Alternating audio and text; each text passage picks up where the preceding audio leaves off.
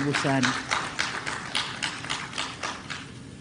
Kwa muktadha huo, kwa niaba ya Watanzania wote napenda kumpongeza kwa ushindi mkubwa alioupata wakati wa uchaguzi.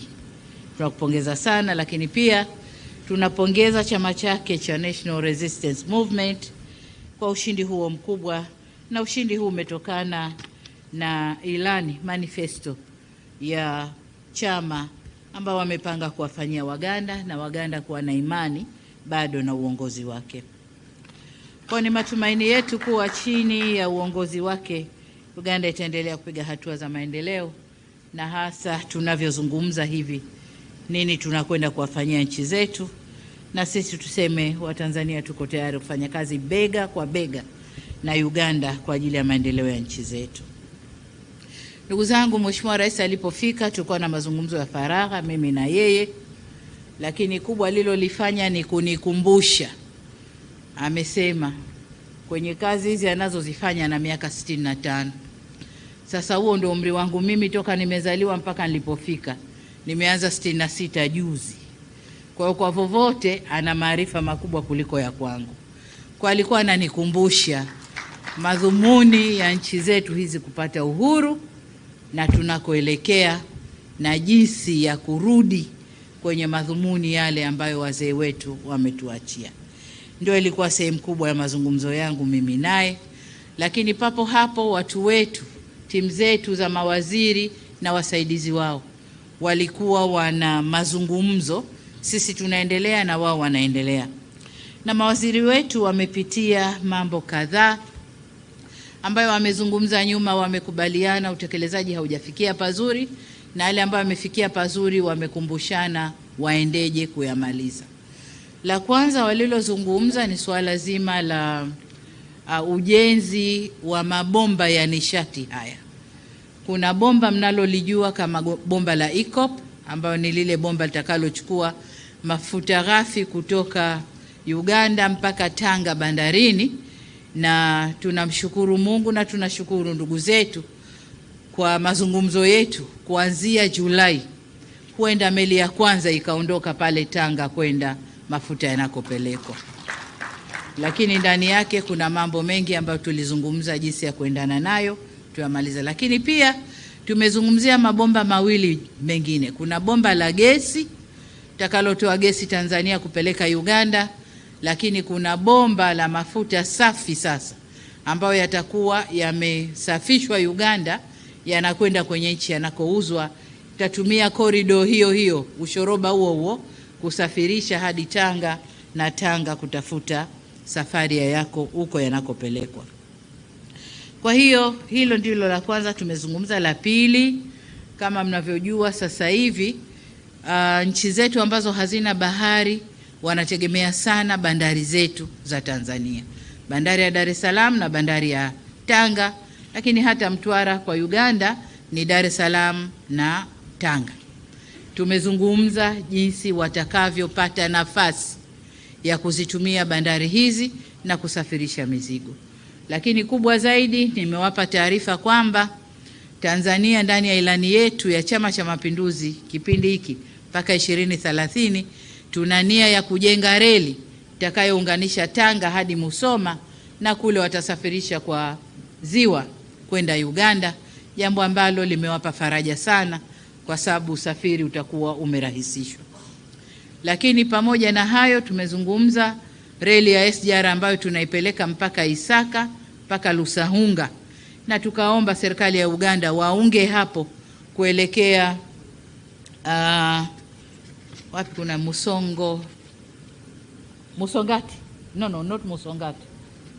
Murongo, kuelekea Murongo na kwenda mbele ndani ya Uganda. Hilo ni ombi letu tumewapa ili kuunganisha sasa. Ile reli ilikusudiwa kwenda Burundi na DRC. Sasa tunapeleka mpaka Lusahunga ili Waganda waunge pale kwenda kwa mbele na kurahisisha usafirishaji wa bidhaa. Lakini vivyo hivyo kama mnavyoelewa, meli yetu ya MV Mwanza imeanza kufanya kazi ndani ya ziwa na bila shaka inakwenda kuhudumia Uganda vile vile. Jengine tulilozungumza ni kuondosha vikwazo vya biashara.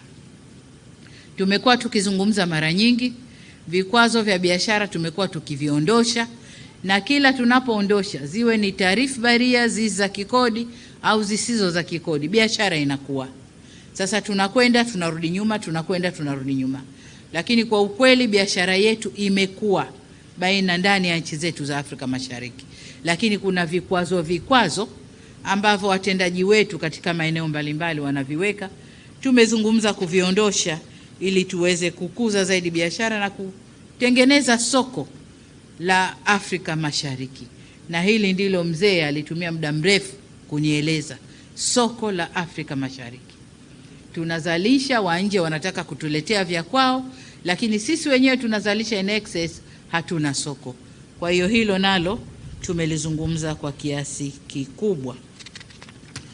Jambo jingine tulilolizungumza, kuendelea kuzalisha nishati kwenye miradi ya ushirikiano ambayo inaleta hayo mapipeline, lakini pia utengenezaji wa miradi midogo midogo itakayozalisha nishati kwa ajili ya matumizi yetu ndani ya region au ndani ya nchi zetu hizi mbili. Lakini kama mnavyojua, katika ngazi za kimataifa, Tanzania na Uganda tunafanya kazi kwa karibu zaidi, na hapa leo tumemshukuru sana Rais wa Uganda na timu yake, kwa sababu mwakani Tanzania ilikuwa na Uganda tunagombania kiti cha Baraza la Usalama la Umoja wa Mataifa. Ni zamu yetu kama East Africa. Lakini nilipomuomba akasema mimi najitoa, Tanzania endelea. Kwa hiyo tumewashukuru sana kwenye hilo. Lakini vile vile Uganda nayo nagombania kiti kama hicho ndani ya Umoja wa Afrika, nasi tumeahidi tunawapa nguvu ili waende wafanikiwe na hili. Jengine ni kwamba Mheshimiwa Rais Museveni kama mzee wa region sasa hivi ni chair wa nchi za Maziwa Makuu, na kama mnavyojua ndani ya nchi za Maziwa Makuu usalama hauko vizuri sana. Ana mkakati wa kuanza mazungumzo ya kuleta usalama ndani ya Maziwa Makuu, nasi Tanzania tumemwambia tunamuunga mkono na tuko tayari kumsaidia atakavyoona inafaa katika jambo hilo.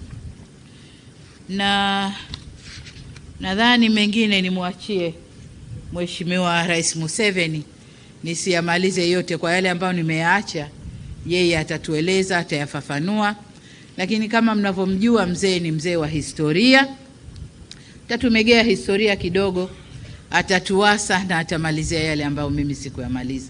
Baada ya kusema hayo, mnaomba mniunge mkono katika kumshukuru sana kufanya ziara hii siku chache baada ya kumaliza uchaguzi. Hii inaonyesha kwamba anatoa umuhimu mkubwa sana kwa ajenda za ushirikiano baina ya Uganda na Tanzania, lakini pia kwenye ukanda wetu wa Afrika Mashariki. Kwa hiyo tumshukuru sana. Mheshimiwa Rais, tunakushukuru sana na karibu uzungumze na waandishi wa habari. Asanteni sana.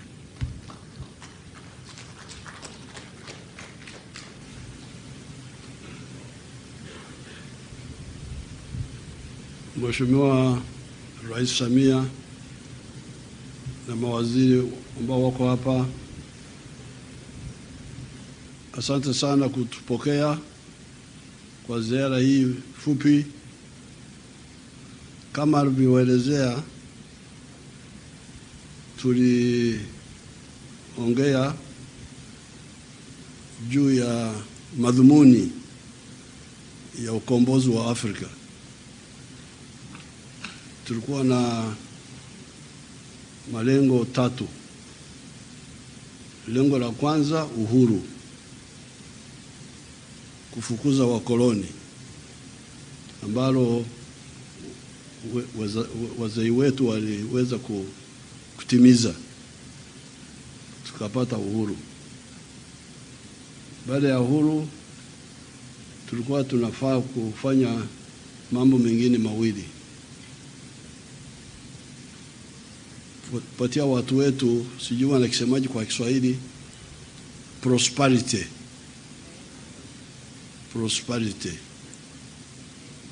What is the word for prosperity?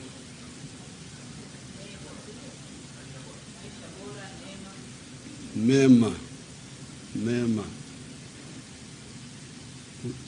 Mtakuja kupata neno ambalo na sasa prosperity kwa enzi hizi, wanasema enzi these times. See, I'm not as ignorant as I look with Swahili. Prosperity kwa enzi hizi ni kuzalisha mali, kuzalisha bidhaa au huduma. Kama unataka prosperity, you must produce a good or a service and you sell it. Now ukisha zalisha mali au kutoa huduma, lazima upate mtu wa kununua kutoka kwako. Na ukipata watu wananunua wengi, that's how prosperity grows. So the issue of market integration, it was part of the liberation process of Africa. Without it, there's no way we can manage. So all these details we are talking about, they are details of the same strategic goal of how to build prosperity. Lengo la tatu tulikuwa strategic security, kujihami kwa Afrika. Dada Samia alinisaidia kukumbuka hilo neno, kujihami. How can Africa defend itself? We discussed that, but we shall go into details another time. So therefore, the political class should be very careful in Africa, not to be like the traditional chiefs, because we are here, we are people of this area. Waunguja, Waswahili wa hapa Dar es Salaam, Wazaramo, Wagogo, watu Wanyamwezi. Hao Wanyamwezi walikuwa wanakuja kwetu, walikuwa wanasema ni waungwana. Sasa watu wetu wakatafuta vibaya, wakasema walunganwa. Hata leo ukija huko unakuta majina ya karunganwa from those waungwana. The Wanyamwezi ambao walikuwa wanakuja wanaleta ushanga, wanaleta nguo na vitu vingine, alafu wanarudisha ivory and so on from up there. Wasukuma, wale watu sio Wahaya, una wengine hapo, the people of Biharamulo there, I've forgotten their name. Karagwe, we are all of the same. We have been here all this time. So, Mzungu Vasco da Gama, tulikuwa hapa kwenye hali yetu ya kienyeji, traditional. Huyu Mzungu Vasco da Gama, au wazungu walianzia huku kwao, kwenye shida zao walikuwa wanagombana na Waislamu. Alafu mwaka 1453 Waislamu wakashika bandari ya Constantinople, siku hizi wanaita Istanbul, iko kwenye nchi ya Turkey. Baada ya Waislamu kushika hiyo bandari, wakazuia wazungu kwenda China. kulikuwa njia ya barabara ya kwenda China ya makoporo ya kwenda huko China. Sasa wakajifunga. Wazungu wakaanza kutafuta njia nyingine kuzunguka Afrika. Kwanza mwaka 1460 kwenda kufika 72 walikuwa Sierra Leone, ni jina la Kireno hilo, au ni Wareno hao ndio waliongoza, Wareno na Waspanish. Kwenda kufika 1482 wakafika Angola, 1487 wakafika Cape Town, 1498 Vasco da Gama akapita hapa, akaenda Uhindi. Sasa habari zikaanza kuja kwamba watu wapya wamekuja huku wenye nguvu. Akashambulia Mombasa, ashambulia Mombasa kwenye njia hiyo. So you can see from 1498 to 1862, that's when Speke Huntington came through here to our area. All this time our chiefs were getting information kwamba watu wenye nguvu wanakuja, but they didn't unite to create strength. So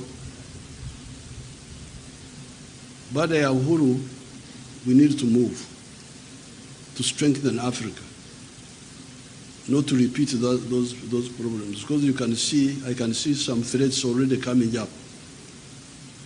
You can see ujeuri, arrogance, as if people who don't have strength don't matter. You can see the dangers. So I'm very glad we had this meeting, and we have dealt with some of the we in the army we call them tactical issues, individual problems. But we need to consolidate the strategic ones. Like we were discussing the issue of Tanzania taking the lead in making locomotives here. Her Excellency mentioned how they are planning to do it. You should go ahead and we buy from you. This is what was the Kampala Agreement of 1965 was saying. We had agreed that Tanzania manufactures tires in Arusha, and we buy from them. And then Uganda specializes in textiles, Nyanza textiles. And then Kenya something else. Then some other people went and started Firestone in Nairobi without following the other agreement. So those actions are really not, we should not repeat those mistakes, because we would be very far now. The big countries can try to put pressure on us, but the way you resist depends on how strong you are. You have seen how India was threatened by some people. Say, if you don't open agriculture, we shall do this, we shall do that. India said no. But India is India now. They're able to resist. So I was very happy for my sister to allow me to come here and talk with her and then with the group. Mungu awabariki.